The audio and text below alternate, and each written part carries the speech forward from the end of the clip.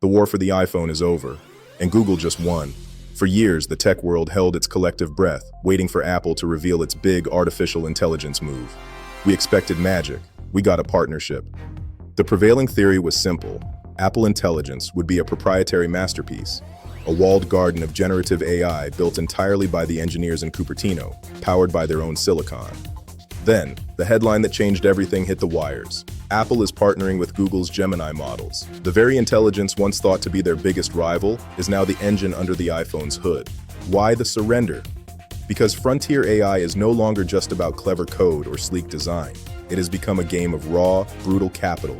The barrier to entry is now measured in power plants and server racks. Current forecasts are staggering. By 2026, the world's leading tech giants are expected to spend roughly $650 billion on AI infrastructure alone. That is a capex mountain most companies can't climb.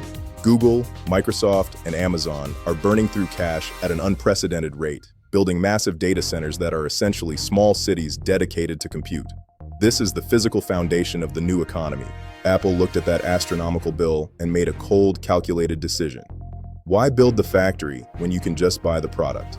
They chose curation over creation, focusing on the user experience instead of the underlying model. It is a strategic surrender, yes. Apple is admitting they can't catch up to the maturity of Google's Gemini models fast enough, but it's also genius at scale. They get the best reasoning without the multi-billion-dollar headache.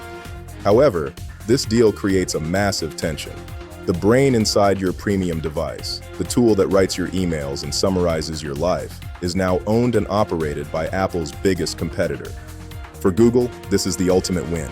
They've just secured distribution across 2 billion active Apple devices. Their models will learn from and assist the most valuable consumer segment in the world. Apple maintains that your personal data stays on the device. That is their core brand promise. But the intelligence that processes that data in the cloud, that belongs to Google. The brain is rented. We are moving toward an intelligence monopoly. If Google powers the iPhone, and Google powers every Android device, what happens to the diversity of thought in AI? Does one centralized brain eventually rule them all? The hidden cost of this deal is the loss of sovereignty. Apple has long prided itself on controlling the whole stack, hardware and software. By outsourcing the intelligence, they've given up the crown jewels.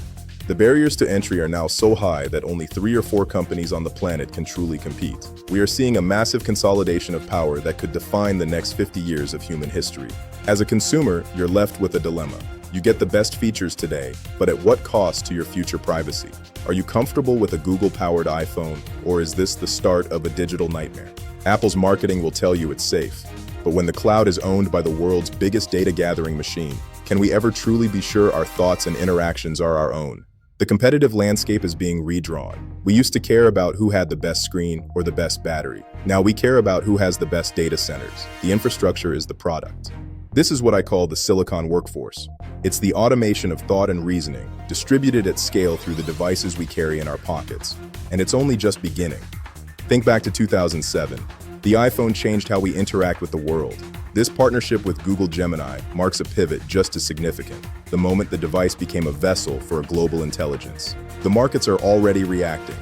Big tech is no longer just about software sales. It's about compute as a service. The winners will be those who control the most flops and the most energy. We also have to talk about energy. These data centers require massive amounts of power. The next great war won't be fought over oil. It will be fought over the electricity required to power the global brain. Despite all the technical surrender, Apple's UX magic still matters. They will make the Gemini models feel like a natural extension of the user, something Google hasn't always been able to do on its own. This is a synthesis of Google's raw power and Apple's human-centric design. It's a formidable combination that could make every other smartphone manufacturer obsolete overnight. But regulators are watching. This kind of consolidation rarely goes unnoticed. Is this deal a violation of antitrust? Does it kill the incentive for any new AI company to even try to compete? As we move forward, the questions only get tougher. We are entering an era where our most personal devices are windows into a centralized cloud intelligence. We need to be vigilant about what that means. My final analysis is this. Apple won the PR war, Google won the distribution war, but the consumer? We haven't yet seen if we've won or lost. The true cost of renting a brain is still unknown. So I'm asking you again, does this deal change how you feel about your iPhone? Are you ready for the Gemini era, or are you looking for an exit? Let's get the conversation started. Comment, trust, or note below. Follow for more analysis on the silicon workforce and the future of technology. I'm Richmond Bentel, and this has been the Bentel Briefs.